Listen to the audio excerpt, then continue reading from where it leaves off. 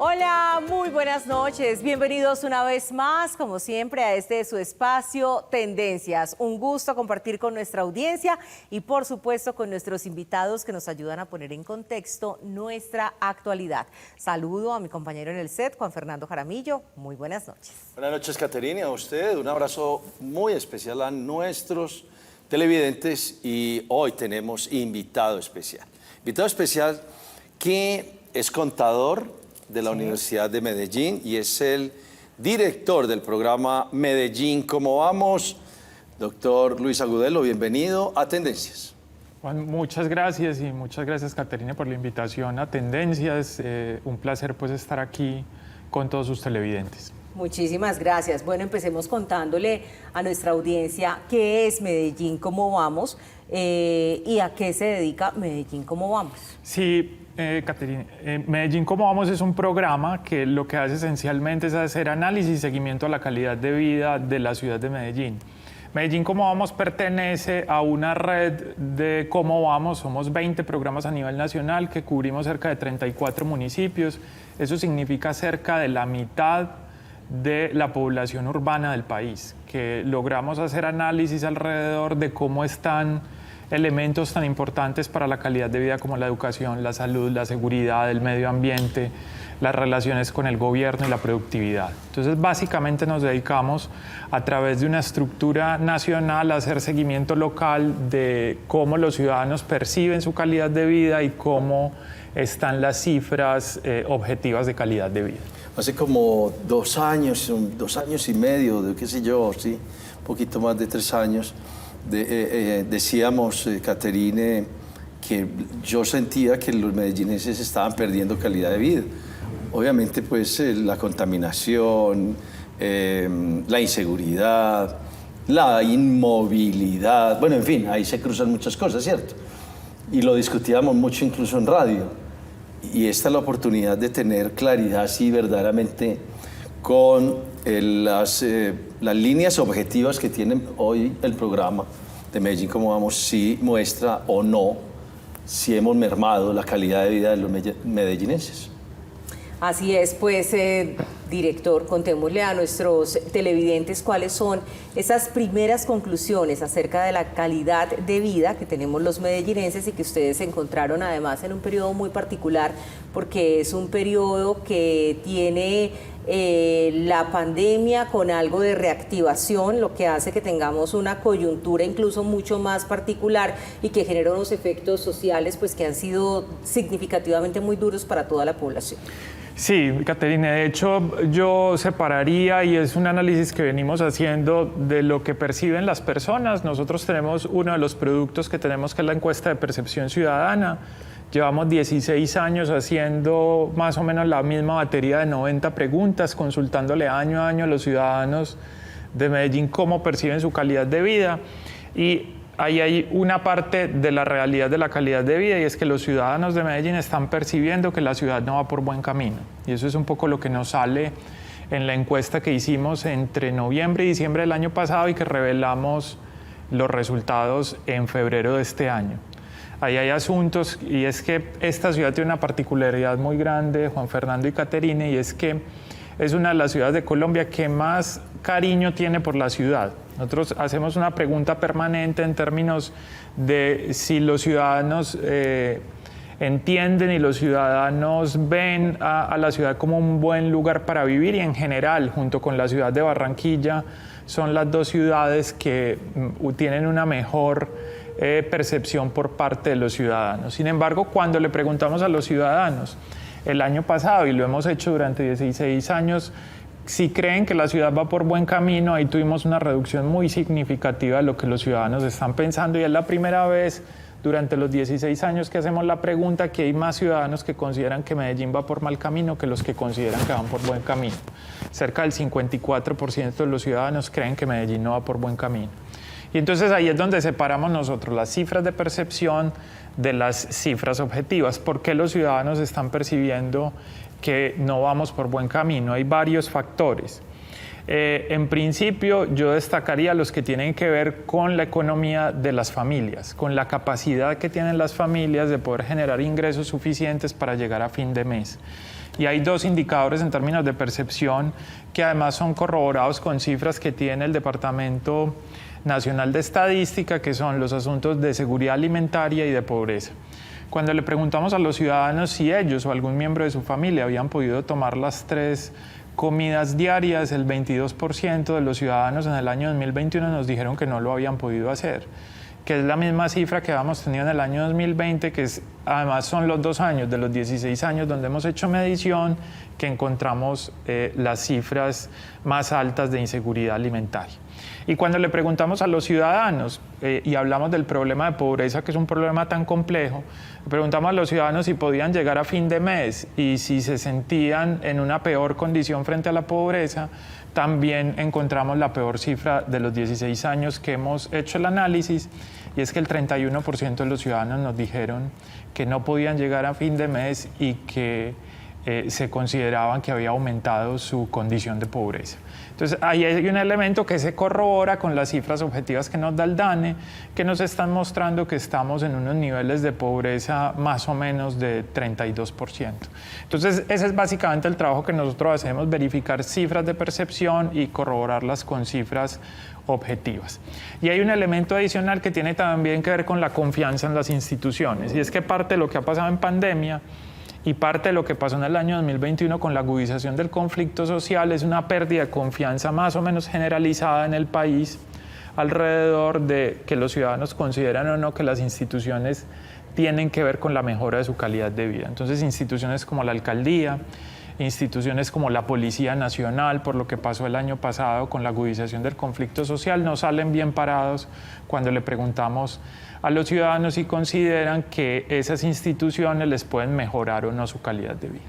Más allá de la pobreza que sabemos que tenemos en Colombia un 42% de colombianos en esas circunstancias, si usted fuera un asesor presidencial, ¿cuáles son los puntos que le diría a esa persona? Porque ya estamos a puertas de elegir presidente. ¿En dónde está la queja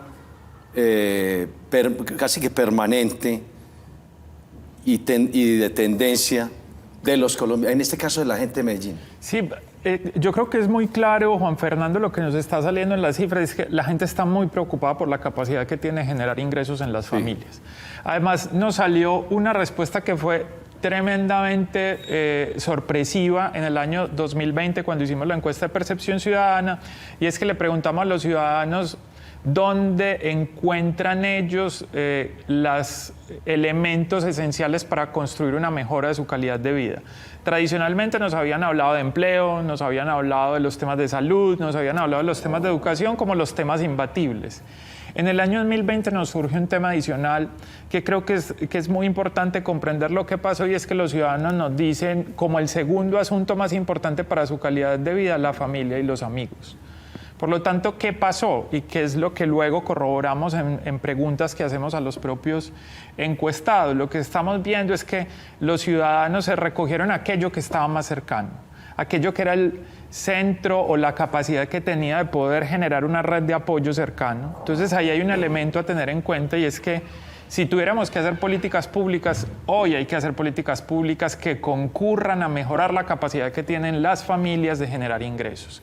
Entonces, yo creo que hay un elemento de política que nosotros hemos sido insistentes en términos de que municipios como Medellín, que tienen una condición particular, y es que una buena parte de los municipios del país, sobre todo los municipios de la costa atlántica, que están pasando por una doble crisis, por una crisis social y por una crisis fiscal, Medellín no está pasando por ese mismo problema. Medellín no tiene hoy una crisis fiscal.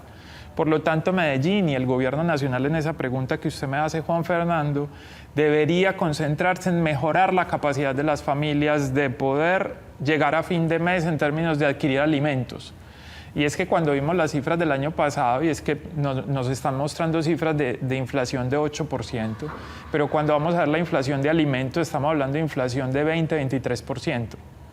Por lo tanto, ahí es donde nos debemos concentrar. Hoy las personas están preocupadas por el núcleo cercano de vida, por los niños que no pueden acceder a planes de alimentación, por lo que está pasando en términos de tercera edad.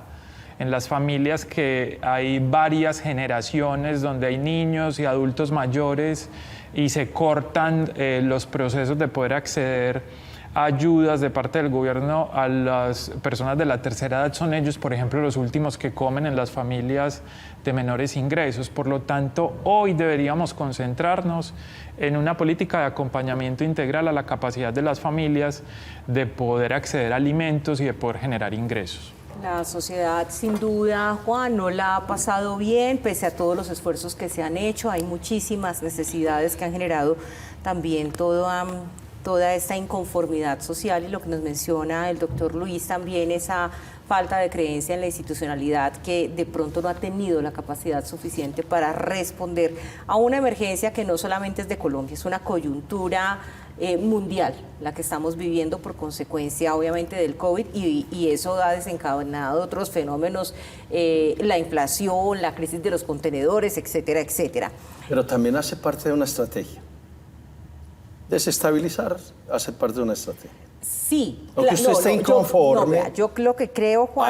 Hay un grupo en América Latina y una parte de Europa que quieren desestabilizar. Y bueno, aquí hay dos cosas que el doctor Agudelo dijo que me parecen súper interesantes, porque ¿cómo lo resuelve una persona que es izquierdista, por ejemplo? Si a la familia hay que ayudarle, a empujarla a que pueda tener la capacidad de proveer sus alimentos al final del mes, para la izquierda la familia es un obstáculo epistemológico. Fíjate, entonces tan complicado eso. Una persona, y esto no le quiero meter política, pero fíjese que es que en Colombia hoy estamos viviendo lo que es unos extremos buscando el poder. Entonces usted le dice a una persona de izquierda, hay que ayudarle, es que la familia para mí no me importa. Y lo otro que decía el director del programa, que me parece sumamente interesante, es que los adultos son los últimos en comer si hay en esa familia menores, Entonces aquí viene un problema. Hace por ahí un año se ha creado un ambiente que primero los jóvenes y de último los adultos. Y entonces aquí no ha habido una nivelación. Los jóvenes han tomado, y discúlpeme que me haya estirado, discúlpeme Caterine y los televidentes, los jóvenes, como se han metido más a la calle a buscar, seguramente, pues dicen algunos que reivindicaciones, yo diría que unas sí, otras no, pues han dejado en un segundo plano la tercera edad, que ya es la cuarta. Sobre eso que nos plantea Juan Fernando, pues yo solamente tendría que agregar que sin duda las realidades económicas y de las necesidades de las familias están planteadas no solamente por la encuesta de percepción, sino también por las cifras objetivas, lo corrobora el DANE. Lo que sí hay obviamente es un aprovechamiento de esa coyuntura de las necesidades de las personas para generar unos efectos que terminan siendo réditos políticos en algunos sectores, y que lo estamos viviendo en esta etapa electoral sin duda, y que no se pueden convertir en una trampa de la sociedad. Pero usted ha mencionado, doctor Luis, antes de irnos al corte, que los esfuerzos deberían estar enfocados en que las familias lograran esa seguridad alimentaria y que sus ingresos alcanzaran a llegar por lo menos hasta final de mes para poder ocupar esa satisfacción de necesidades básicas, fundamentales, como es en este caso la alimentación.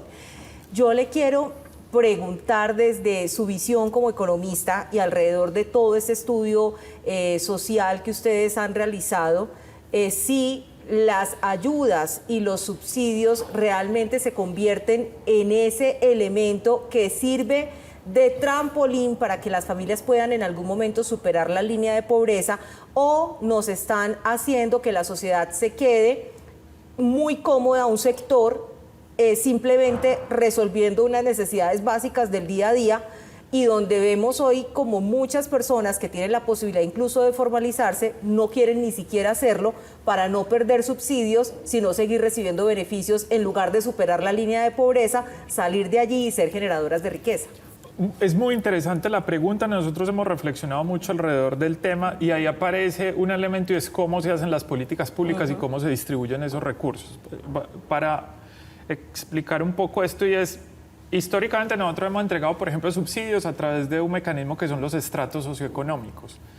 Parte de lo que hemos aprendido con la pandemia es que los estratos socioeconómicos, y pongo un ejemplo para el caso de Medellín, uno se va para una urbanización como Cataluña o Loyola en el oriente de la ciudad. Entonces, desde la perspectiva de los estratos socioeconómicos, si ahí hay 150 apartamentos, todos tienen el mismo estrato. Y eso es un error. Porque si uno va a ver a una urbanización grande como sería Loyola o como sería Los Pinos en el occidente de Medellín, pues la realidad de las familias es completamente distinta en cada vivienda. Entonces, parte del asunto, Caterine y Juan Fernando, que creo que tenemos que cambiar y que la pandemia nos ha enseñado, es que tenemos que abrir las puertas de las viviendas. Hay otro mecanismo de focalización de recursos, es decir, de cómo el Estado identifica o se pone las gafas de saber a quién le entrego y a quién no, que se llama Sisben. Y el Sisben es una encuesta integral que tiene cerca de 32 millones de personas que han sido encuestadas y que permite establecer y abrir las puertas de las viviendas y saber cómo son las condiciones socioeconómicas.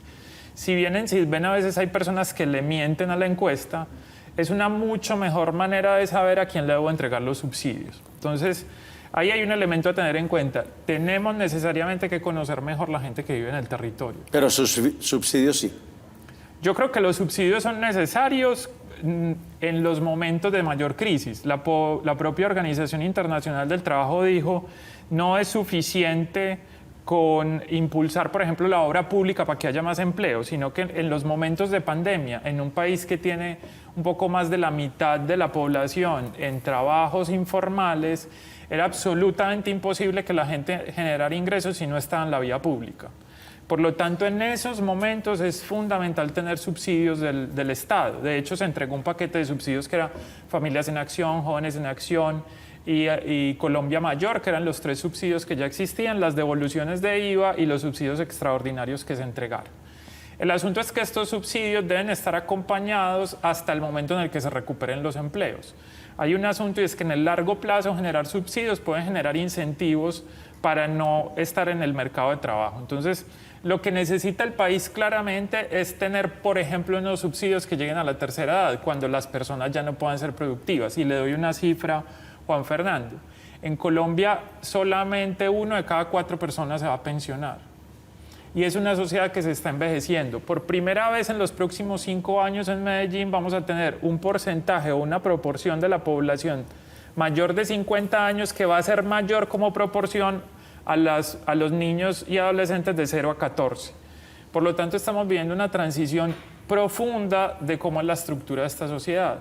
Colombia necesita hacer una reflexión alrededor de dónde poner los subsidios. ¿Dónde los deberíamos poner? Los deberíamos poner en esos 7 o 8 de cada 10 personas que no se van a pensionar, porque son personas que ya no pueden generar sus propios ingresos. Entonces, subsidios sí, mejorando la focalización. De hecho, en Medellín pasa una cosa cuando uno lo compara con otras ciudades del país, y es que además de todos esos subsidios que yo acabo de mencionar del gobierno nacional, el gobierno local entregó unos subsidios. Pero el mecanismo de focalización que utilizó fue una aplicación celular, que tenía problemas porque mucha gente no tiene conectividad, y nos dimos cuenta en educación. Por lo tanto, Medellín metropolitano fue una de las zonas de Colombia que menos efectividad tuvieron los subsidios para sacar gente de la pobreza. ¿Cuál es el mensaje que nos da esto? Subsidios sí, hasta que el empleo se recupere, subsidios sí en personas que ya no pueden generar ingresos o en cuidadores, por ejemplo, y mejor focalización. Ahí hay un elemento que creo que tenemos que poner sobre la mesa. Bueno. Ahí están unas cifras y unas reflexiones interesantes. Eso tiene que ser un tema para poder superar líneas de pobreza o para atender a población que definitivamente ya no puede tener la posibilidad de ser productiva, pero no pueden volverse unos elementos que pongan en una situación cómoda a una sociedad en momentos productivos. Pero muy interesante lo que dijo el director. Ponga esos subsidios en manos de las personas que no pueden producir ya por su edad. Exactamente, ¿cierto? sí. Vamos a una breve pausa porque además nos hemos extendido, pero ya regresamos para continuar con este tema hoy en compañía de nuestro invitado especial del programa Medellín, ¿cómo vamos?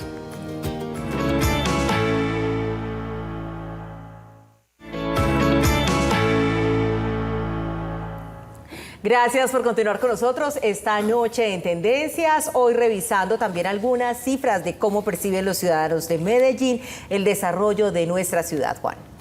Quería preguntarle al doctor Agudelo, ¿cuáles son los puntos claves de la calidad de vida que nos tiene, que sienten los medellinenses que les ha bajado esa calidad de vida que teníamos hace 3 años, 4, 5, qué sé yo?